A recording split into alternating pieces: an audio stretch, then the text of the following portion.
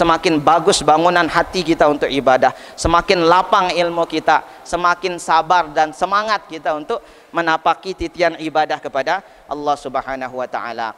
Pekerjaan-pekerjaan duniawiyah jika diniati dengan niat lillah, maka akan bernilai ibadah.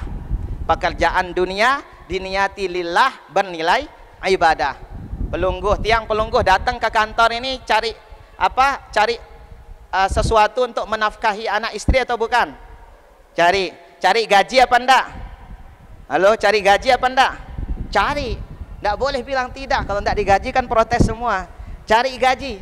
Tapi kalau gaji ini kemudian kita niatkan untuk nafkah anak istri sebab perintah Allah dan Rasulnya, kerjaan dunia bernilai ibadah.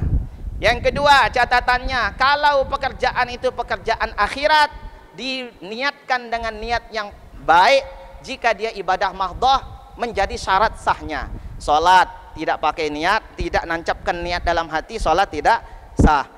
Zakat, puasa, haji pun memiliki kriteria niat khusus yang telah diatur dalam syariat kita. Kalaulah ibadah itu ibadah-ibadah sunnah, ibadah-ibadah yang hukum asalnya tidak teratur secara terperinci oleh Nabi, misalkan seperti tidur, makan, ini hukum asalnya mubah, pekerjaan yang kalau kita lakukan sesuai tuntunan Nabi, dia bernilai agama. Maka kalau niatnya niat lillahi ta'ala, bernilai pahala, menambah ketinggian derajatnya di sisi Allah. Misalkan tidur dan makan. Tidur kita niatkan untuk bangun malam nanti lillahi ta'ala. Makan kita niatkan supaya nambah sanggup ibadah tahajud lillahi ta'ala. Maka semuanya akan bernilai ibadah.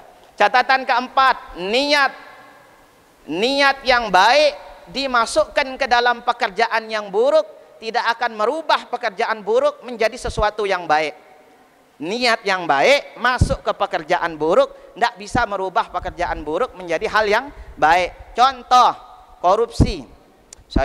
Misalkan ada orang korupsi, jangan saya ya. Ada orang korupsi 20 juta, niatnya 10 juta buat sedekah ke masjid. Maka niatnya yang baik tidak lantas membenarkan perilaku korup yang dia lakukan.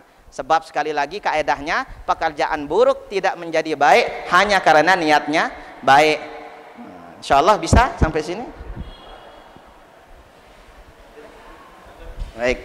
Nah, mudah-mudahan 4 catatan kita pada kultum kali ini melalui hadis Ummu Qais tadi bisa memperbaiki niat kita.